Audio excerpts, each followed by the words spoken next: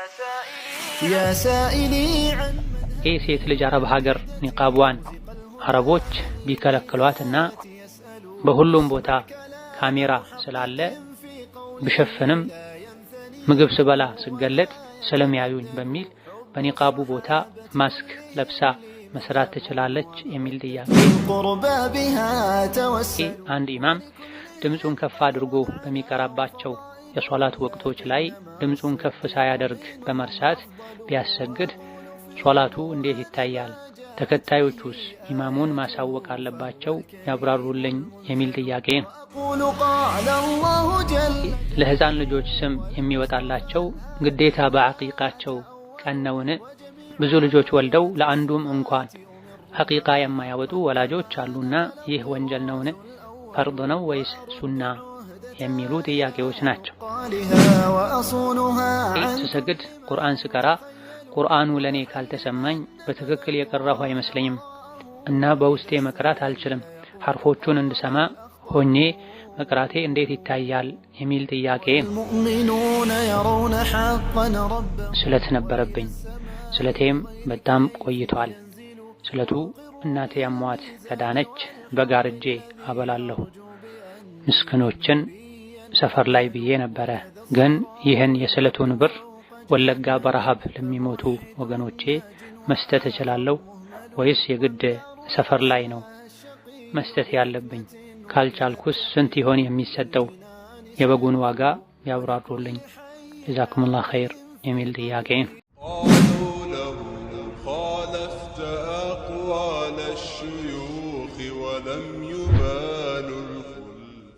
አልሐምዱሊላህ والصلاة والسلام على رسول الله وعلى آله وأصحابه ومن والاه. اللهم لا علم لنا إلا ما علمتنا إنك أنت العليم الحكيم. يا معلم آدم وإبراهيم علمنا ويا مفهم سليمان فهمنا. وأعوذ بك اللهم أن أقول فيك ما ليس لي به علم فأضل أو أضل. ثم أما بعد زاري كمنا يشوت إياك وجه مجمريو سلت نبربين سلتهم بدام قويتوال سلتو እናቴ ያሟት ከዳነች በጋርጄ አበላለሁ። ምስኪኖችን ሰፈር ላይ ብዬ ነበረ። ግን ይህን የስለቱን ብር ወለጋ በረሃብ ለሚሞቱ ወገኖቼ መስጠት እችላለሁ ወይስ የግድ ሰፈር ላይ ነው መስጠት ያለብኝ? ካልቻልኩስ ስንት ይሆን የሚሰጠው? የበጉን ዋጋ ያብራሩልኝ። ጀዛኩሙላህ ኸይር የሚል ጥያቄ ነው። አላህን ተባረከ ወተዓላ ለመታዘዝ መልካም ስራ ለመስራት የተሳለ ሰው ስለቱን መሙላት ግዴታ ይሆንበታል እስከቻለ ድረስ። በመሰረቱ ሰደቃ ማብላት፣ የተቸገረን መርዳት መልካም ስራ ስለሆነ ስለቱን በተሳሉት መሰረት መሙላት ግዴታ ይሆናል።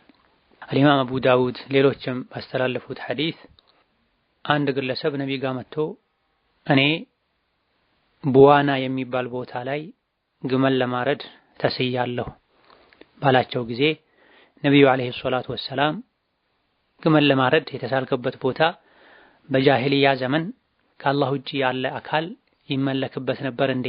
የሽርክ ያምልኮ ስፍራ ነበር እንዴ ብለው ጠይቀውት አይ አልነበረም ብሏቸዋል።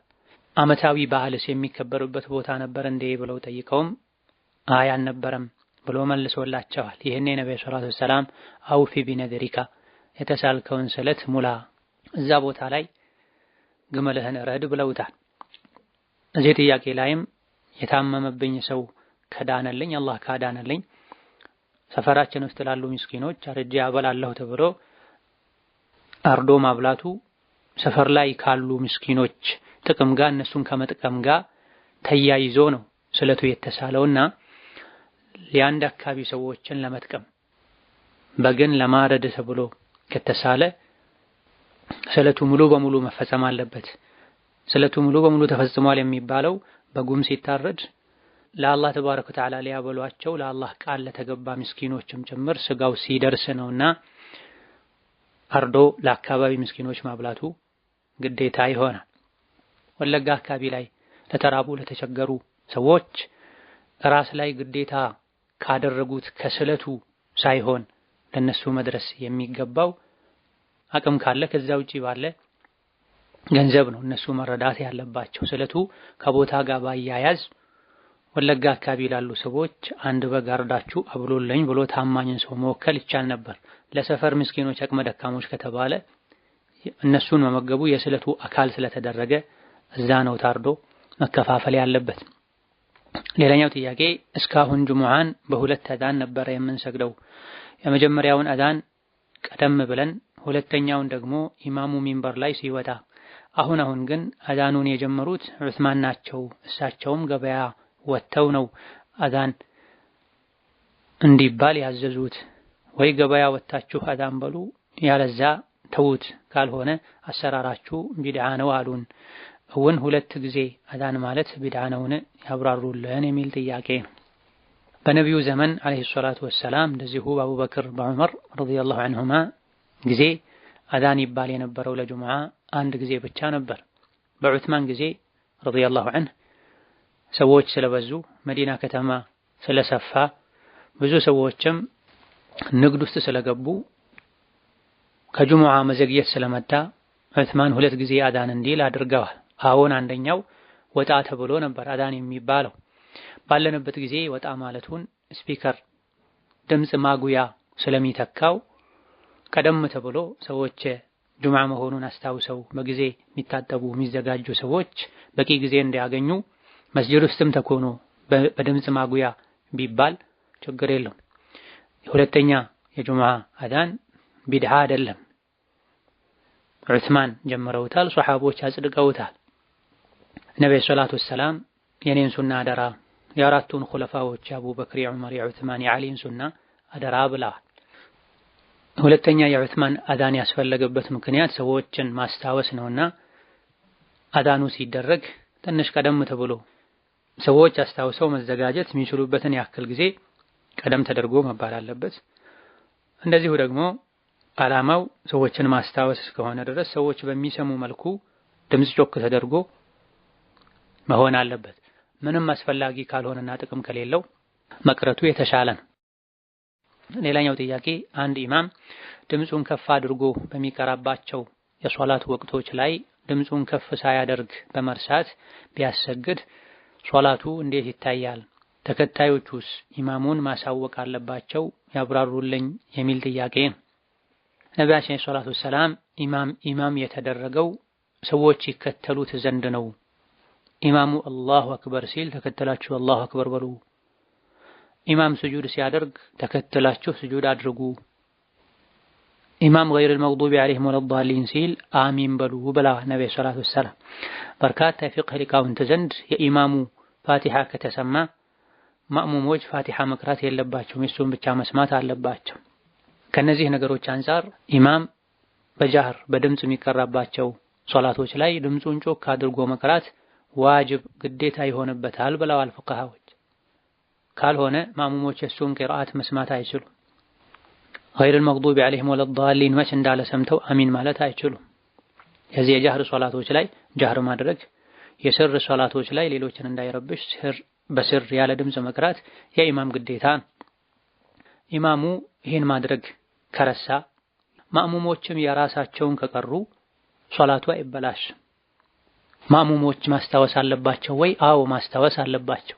ግዴታን ከተወ ኢማም ማእሙሞች ማስታወስ አለባቸው። ኢማም ለመሆን አንድ ሰው ሊያሟላው ከሚገባው መስፈርት አንዱ ጆሮ የሚሰማ መሆን አለበት ተብሏል። ጆሮው የማይሰማ ኢማም መሆን አይችልም። ጆሮው ባለመስማቱ ምክንያት ኢማም መሆን አይችልም የተባለው ማእሙሞች እንደዚህ አይነት ክፍተቶች ሲፈጠሩ ሲያስታውሱት ሰምቶ ማስተካከል ስለማይችል ኢማም ድምጽ ጮክ ተደርጎ የሚቀራበት ሶላት ላይ ድምጹን ጮክ ሳያደርግ የተወሰነ ከቀጠለ በኋላ ማእሙሞች ቢያስታውሱት ካቆመበት ቀጥሎ ጮክ ብሎ መቅራት ነው ያለበት ወይስ እንደ አዲስ ወደ ኋላ ተመልሶ ነው መቅራት ያለበት? ሁለቱም ተብሏል። የተሻለው ወደ ኋላ ተመልሶ እንደ አዲስ መቅራቱ።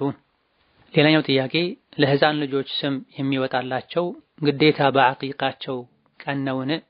ብዙ ልጆች ወልደው ለአንዱም እንኳን አቂቃ የማያወጡ ወላጆች አሉና ይህ ወንጀል ነውን? ፈርድ ነው ወይስ ሱና የሚሉ ጥያቄዎች ናቸው። አቂቃ ግዴታ ነው አይደለም? በፊቅህ ሊቃውንቶች መካከል ኺላፍ ያለበት ነጥብ ነው። ተመራጩ የጠበቀ ሱና ነው።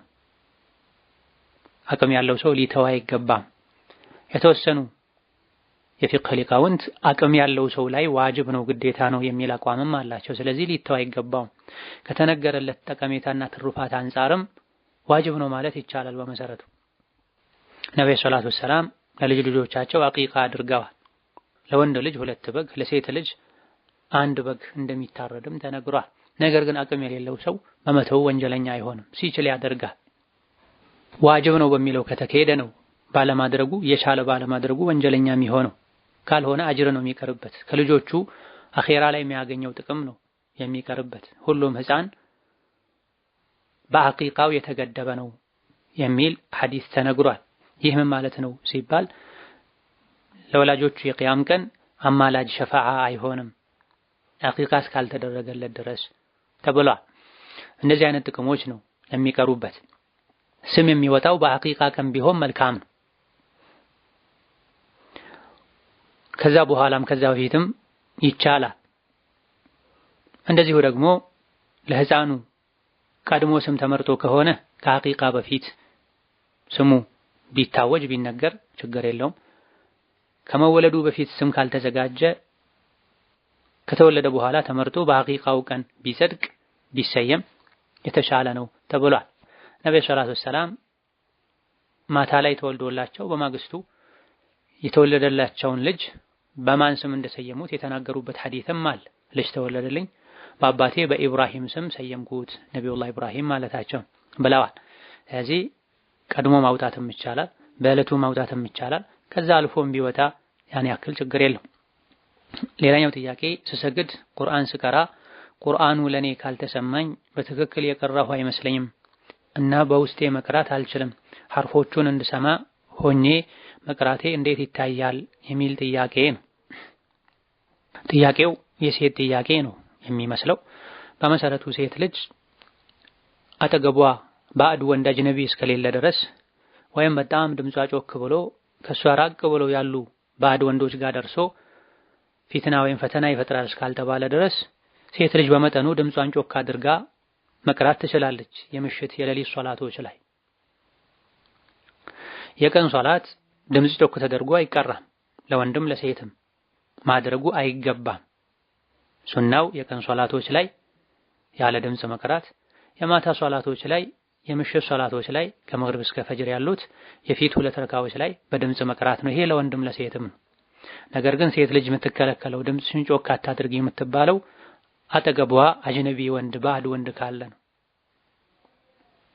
ልጆቿ፣ አባቷ፣ አጎቶቿ፣ ባሏ፣ ወንድሞቿ ባሉበት በመጠኑ ድምጿን ጮክ አድርጋ ብትቀራ ችግር የለውም። ብቻዋን ስትሆን ጮክ ብላ ብትቀራ ችግር የለውም። ሌሎችን ሌላ በአቅራቢያ ያሉ የሚሰግዱ ሰዎችን በማይረብሽ መልኩ በየትኛውም ሶላት በቀንም በማታም ሶላት ይሁን ያን ያክል ጮክ ሳይል ለጆሮዋ በሚሰማት ያክል በመጠነኛ ድምጽ መቅራቱ ለኹሹዕ ለአቀራር የሚረዳት ከሆነ ችግር የለውም። ነገር ግን ወደ ወስዋስ የሚወስድ መሆን የለበትም። እንደዚህ ነገሮች ሲበዙ በትክክል አልቀራሁም ያሉ በሷድ በሲን በመሰል ፊደሎች ያፏጩ አይንን ቋፍን በትክክል ኑጥቅ አላደረኩም ያሉ ከሶላቱ ወጥቶ ተጅዊድ ውስጥ ያሉ እስኪመስል ድረስ የሶላት ጣዕም እንዳይኖረው ሶላት ምንም ጣዕም እንዳይኖረው የሚያደርግ የወስዋስ ደረጃ ሊያደርስ ይችላል። እንዲህ አይነት ችግር በማያስከትል መልኩ የቀን ሶላቶችም ላይ በመጠኑ ለራስ ቢያሰሙ አጠገብ ላለ ሰው በማይሰማ መልኩ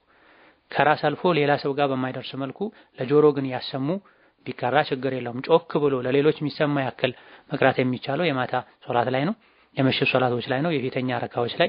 ይሄ ለወንድም ለሴትም ነው፣ ሴት ልጅ አጠገቡ አጅነቢ እስከሌለ ድረስ። ሌላኛው ጥያቄ ሴት ልጅ አረብ ሀገር ኒቃቧን አረቦች ቢከለክሏትና በሁሉም ቦታ ካሜራ ስላለ ብሸፍንም ምግብ ስበላ ስገለጥ ስለሚያዩኝ በሚል በኒቃቡ ቦታ ማስክ ለብሳ መስራት ትችላለች የሚል ጥያቄ ነው። ሴት ልጅ ፊቷን ከባዕድ ወንድ መሸፈኗ ዋጅብና ግዴታ ነው። ይህ አጅነቢ ባዕድ ወንድ ባለበት ቦታ ሁሉ ሊሆን ይገባል። አንድ ቤት ውስጥ ካሜራ ካለ ካሜራውን ባዕድ ወንዶች የሚያዩት ከሆነ እንደዚህ አይነቱ ቦታ ላይም ፊቷን መግለጥ አይገባትም። ከእንደዚህ አይነቱ ቤት ሴት ልጅ ልትወጣ ይገባታል። መብቷ ማይጠበቅበት ክብሯ ማይጠበቅበት ክፍሎች ሁሉ ዙሪያዋ በአጅነቢ የተከበበበት ቤትን በተቻላት ያክል ፈጥና ልትወጣ ይገባታል። ይሄ ብቸኛው የገቢ ምንጯ ከሆነና ለስራ ከተገደደችም እስክትወጣ ድረስ ያመቻቸች ፈጥና እስክትወጣ ድረስ በምትችለው ያክል ጥንቃቄ ልታደርግ፣ ትንሽም ቢሆን ካሜራ ወደ ሌለበት ቦታ ዞር ብላ ልትመገብ ይገባታል። ዲን ማለት መጠንቀቅ ማለት ነው። ዲን የሌለው ሰው እንደፈለገ ይሆናል። ዲን ያለው ሰው ፍላጎቱን ይገድባል። ማስክ ኒቃብን አይተካም። ምክንያቱም የፊት ቅርጽን ያሳያል። ማይሸፍነው የፊት የአይን ክፍልም ሊኖር ይችላል። ነገር ግን ሙሉ በሙሉ ፊትን ከማሳየት የተሻለ ነው ሊባል ይችላል። ስለዚህ አማራጩ ቤት መቀየር፣ እንደምንም ተቋቁሞ እስከነ ንቃብ መቆየትና መመገብ ሲፈልጉ መሰል መገለጥ የሚያስፈልግባቸው ሁኔታዎች ላይ ካሜራ ወደ ሌለበት አቅጣጫ ዞሮ የሚፈልጉትን ነገር ማድረግ ይቻላል። አለፍ ብሎ ነው ካሜራ የሚኖረውና ለመገለጥ ሲገደዱ ወደ ሌለበት አካባቢ ሆነው መገለጥ፣ ከዛ ውጪ ባለው መጠንቀቅ፣ ከእንዲህ አይነቱ ቤት ለመራቅ ጥረት ከማድረግ። ሌላኛው ጥያቄ ባለቤቴ ቁርአንን በደንብ ተጅዊዱን ጠብቆ መቅራት አይችልም፣ እሱን ተከትዬ መስገድ እንዴት ይታያል? ጀዛኩሙላህ ኸይረን የሚል ጥያቄ። ፋቲሓን ትርጉሙን በማያዛባ መልኩ መቅራት እስከቻለ ድረስ ኢኽፋኡን፣ ኢድጋሙን፣ ተፍኺሙን፣ ተርቂቁን አልጠበቀምና ከሱ ኋላ መስገድ አይቻልም አይባልም። ዋናው ፈትሐውን ضማውን ከስራ አድርጎ ቀርቶ ፊደሎችን ቀያይሮ ቀርቶ ትርጉም አለመቀየሩ ነው። ግዴታ የሚሆነው መጠበቅ ያለበት ተጅዊድ ይህ ብቻ ነው። ከዛ በተጨማሪ ያለው ሱና ነው፣ ተወዳጅ ነው። ስለዚህ በዚህ ልክ መቅራት ከቻለ ከሱ ጋር መስገድ ይቻላል። የጀማዓ አጅርም ይገኛል ኢንሻአላህ ተዓላ። በዚህ መልኩ እንኳን አሳምሮ መቅራት ባይችል ለማስተካከል እስከ ጣረ ድረስ አላህን የቻላችሁትን ያክል ፍሩ ነውና የተባለው ለማሻሻል ሙከራ ከማድረግ ከመቅራት ጋር ለራሱ በዚህ መልኩ መስገድ እስከቻለ ድረስ እሱን ተከትሎ መስገድ ይቻላል። መደበኛ ኢማም ማድረግ ነው እንጂ ማይቻለው ለራሱ እየሰገደ ባለቤቱ ከሱ ጋር ተከትላ በሰግድ የራሷን በአግባቡ ትቅራ። የራሱ ሶላት ትክክል የሆነን ሰው ሁሉ ተከትሎ መስገድ ይቻላል ተብሏልና እሱን ተከትሎ ከሱ ኋላ መስገዱ ችግር አይኖርም። ሌላኛው ጥያቄ የወንዶች ፀጉር ቤት ስልጠና ወስዶ በራሱ ቢሰራ ማለትም ሱና ያልጠበቁ የፀጉር አቆራረጦች ስላሉ መማሩም ሆነ መስራቱ እንዴት ይታያል የሚል ጥያቄ። ፀጉርን በተመለከተ ነቢያችን ሰለላሁ ዐለይሂ ወሰለም ፀጉርህን ሙሉውን ላጨው ወይም ሙሉውን ተወው ብለዋል። ስለዚህ ፀጉር ሲነሳ ሙሉ በሙሉ መላጨት አለበት ወይም ሙሉ በሙሉ ወጥ ተደርጎ በመቀስና መሰል ነገሮች መቆረጥ አለበት። አሊያ ደግሞ ሙሉ መተው አለበት። ያሉበት ሀገር ላይ ከተለመደ ከዲን ከራቁ ሰዎች ጋር ለመመሳሰል ተብሎ ሳይሆን ባሉበት አካባቢ ሁሉም ዘንድ ከተለመደ በጣም ረዝሞ ከጆሮ ከትከሻ አካባቢ ሳያልፍ እንደ ሴት በየጊዜው ያስተኮሱ ፀጉር ማስያዣ ያስደረጉ ከሴት ጋር መመሳሰል እስከሌለበት ድረስ ቢተው ችግር የለውም ስለሚባል ወይም ሙሉን መተው በስርዓቱ ካልሆነ ሙሉን በመላጭ ማንሳት ወይም ሙሉን በመቀስ እኩል አድርጎ ማንሳት ነው። በተረፈ አበላልጦ መቁረጥ የተከለከለ ነው። ነሃ ረሱሉላህ ሰለላሁ ዐለይሂ ወሰለም አኒል ቀዝዕ የሚል ሐዲስ አለ። ነብዩ ቀዝዕን ከልክለዋል ተብሏል። ቀዝዕን ዑለሞች የፀጉርን ዳርና ዳሩን ቆርጦ አሳጥሮ ወይም ላጭቶ መሃሉን መተው ተብሎ ተፈስሯል። በጥቅሉ አበላልጦ መቁረጥ ማለት ነው። ሐዲሱን ተከትሎ መሄዱ የተሻለ ነው። በምንም መልኩ ፀጉርን አበላልጦ መቁረጥ አይገባም። እኩል ማድረግ ነው የሚገባው። በዚህ መልኩ ሰልጥኖ ሸሪዓውን በጠበቀ መልኩ ፀጉርን ማስተካከል የሚችል ሰው መማሩም መስራቱም ችግር የለውም። የመጣውን ሁሉ እንደ ፍላጎቱ ለማስተናገድ ከሆነ መሰልጠኑም በዚህ መልኩ መስራቱም የተከለከለ ይሆናል። አንድ ነገር አላህ ከከለከለ በተከለከለ ስራ የተገኘን ገንዘብም አላህ ሐራም ያደርጋል፣ ይከለከላል። ስለዚህ ሸሪዓውን በጠበቀ መልኩ ሰልጥኖ መስራት መማር ማስተካከል ካልሆነ መተው። ሙሉ በሙሉ መተው መግባብ አይደለም። ሙስሊም በአላህና መጨረሻው ቀን የሚያምን ሰው ወደ ሆዱ ወደ ኪሱ የሚገባውን ማወቅ አለበት። ይሄን መስፈርት አሟልቶ እስላሙ በሚያዘው መሰረት አልሐምዱሊላህ ኡማው ሙስሊሙ በሸሪዓው መሰረት ፀጉሩ የሚስተካከለው ህዝብ ብዙ ስለሆነ እኔ በሸሪዓው መሰረት አላህን ፈርቼ ፀጉር አስተካክላለሁ፣ ጺም አልቆርጥም አላጭም፣ ፀጉሩን አበላልጬ አልቆርጥም አላጭም፣ ሐላሉን ብቻ ሰራለሁ ብሎ ነይቶ እንደዚህ አይነት ስራ ቢሰራ አንድ ሰው ከመፈቀድም አልፎ ይወደድለታል፣ አጅርም ያገኝበታል። በሱናው መሰረት ወንድሞቼን አስተናግዳለሁ፣ ሴት የሌለበት ፀጉር ቤት፣ ዘፈን የሌለበት ፀጉር ቤት እከፍታለሁ ብሎ ቢነሳ ይቻላልም አጅርም ያስገኛል። እንዲህ ተብሎ ተከፍቶ ለሰራተኛ ሰጥቶ ሁሉም አይነት የተከለከለውም አይነት አቆራረጥ ሚኖር ከሆነ ግን ተጠያቂነትን ያመጣል። ሌላኛው ጥያቄ ያገባሁት ልጅ ያለሁ ነበረ። ስለ ሸሪዓ ብዙም እውቀቱ አልነበረኝም። ረመዳን ላይ ባለቤቴ ለፈጅር አዛን ብሎ ኢቃም እስከሚል ድረስ ችግር የለውም እያለኝ አብሬው ተኛ ነበረ። ግን በጣም እጠራጠራለሁ። እምቢ ለማለት እውቀቱ ስለሌለኝ እሱም በሳምንት አንድ ጊዜ ነበረ የሚመጣው ስራ ስለሆነ ምን እንደማደርግ ይንገሩኝ የሚል ጥያቄ ነው።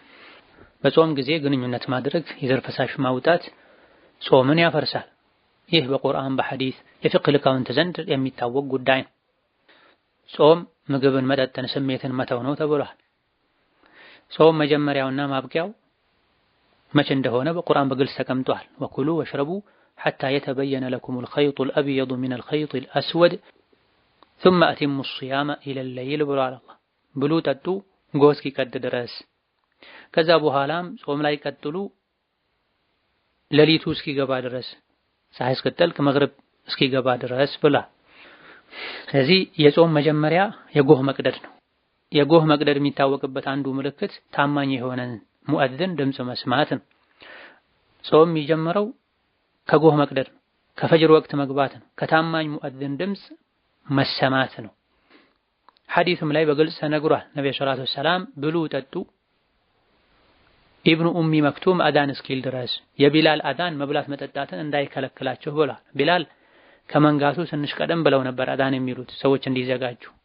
ኢብኑ ኡሚ መክቱም ደግሞ ልክ ፈጅር ሲገባ ጎህ ሲቀድ ነበር አዳን የሚሉትና የመብላት የመጠጣትን በጾም ምክንያት የሚከለከሉ ነገሮችን ማብቂያቸውን አዳን አድርገዋል ነብዩ ሰለላሁ ዐለይሂ ወሰለም። ስለዚህ ባለቤትሽ ኢቃም እስኪል ድረስ ችግር የለውም የሚለው የሱ የራሱ ግምት ነው፣ ግልጽ የሆነ ስህተት ነው። ኢቃም እስኪል ድረስ ብሉ ጠጡ ግንኙነት አድርጉ የሚል ሐዲስ የለም። ግንኙነት ያደረገ አዳን ያለበት ሰው ወዲያውኑ አቆሞ መነሳት አለበት። ኢቃም እስኪል ድረስ አይደለም፣ አዳን እየሰማ የጀመረውን እንኳን ቢጨርስ ወንጀለኛ ይሆናል፣ ጾሙ ይፈርሳል፣ ከፋራ ይወጅብበታል። ጾም ግዴታም የሆነበት መስፈርቱን ያሟላ ሰው ሆኖ ይሄን ካደረገ፣ ስለዚህ ተውበት ማድረግ ቀዷ ማውጣት ግዴታ ይሆንባቸዋል ሁለታቸውም ላይ።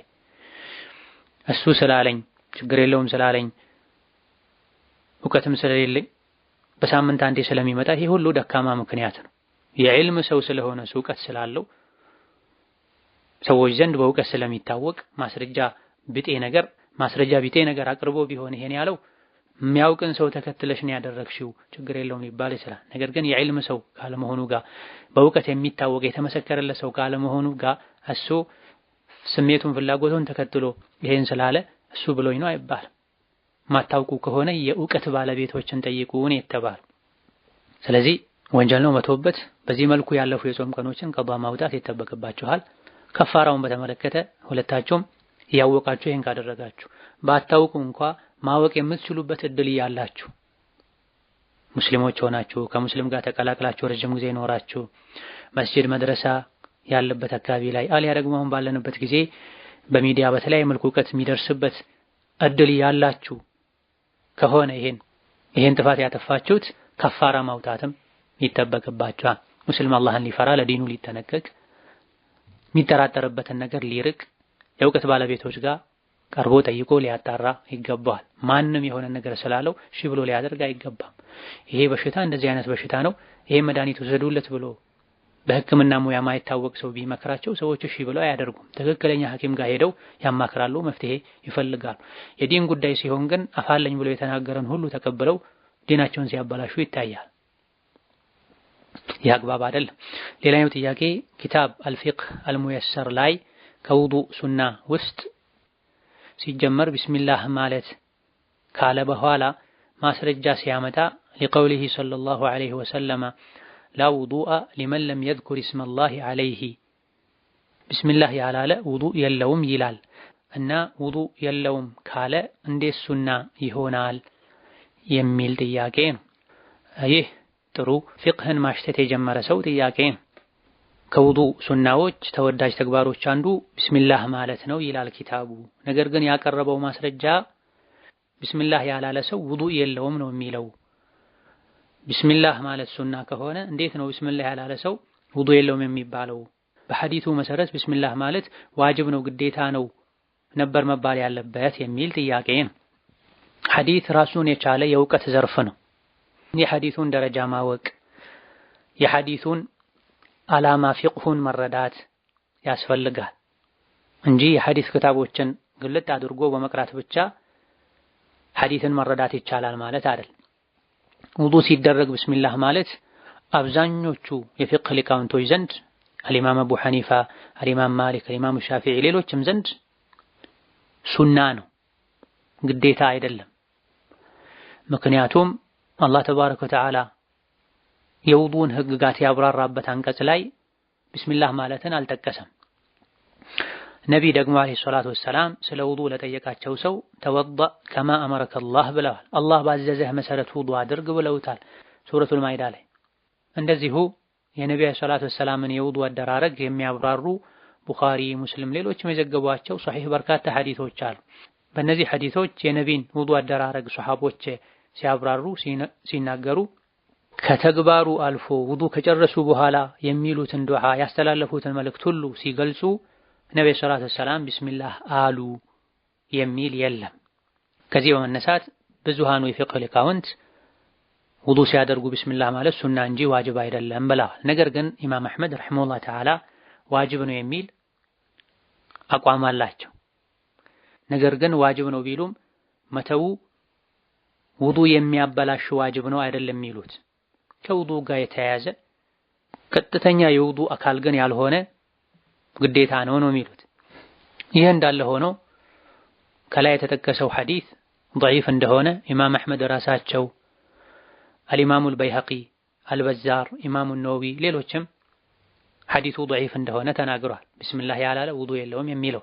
ነገር ግን ጥቂት ማይባሉ የሐዲስ አዋቂዎች ሐዲሱ ትክክለኛ ሐዲስ እንደሆነ ተናግረዋል። አልባኒም ሐሰን እንደሆነ ገልጸዋል።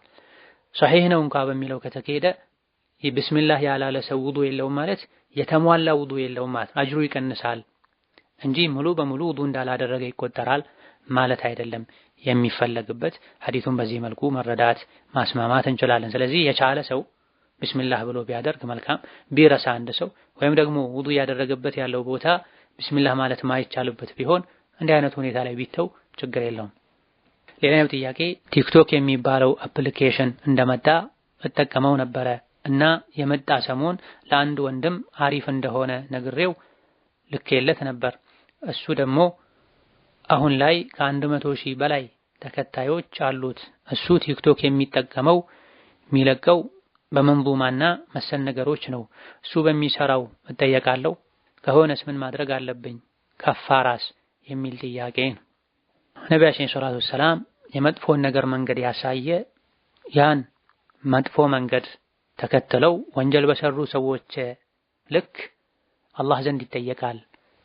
ወንጀሉን የሰሩ ያክል ሰዎችን ወንጀል እሱ ላይ ይመዘገባል ከነሱ ወንጀል ምንም ሳይቀነስ ብለዋል ነብዩ ሰለላሁ ዐለይሂ ወሰለም።